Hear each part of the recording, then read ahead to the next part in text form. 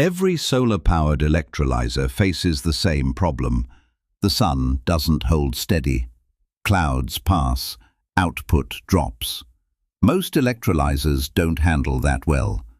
Alkaline and PEM systems are built for constant power, and cycling degrades them.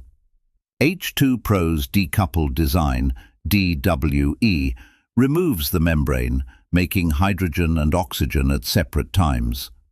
The company says it cycles on and off without degrading, so it can follow the sun directly, no battery required.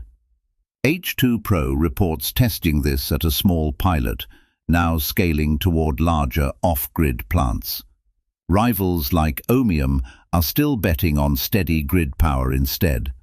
None of that is independently verified. But it reframes the question. Efficiency isn't just the cell, it's whether the machine handles the sky.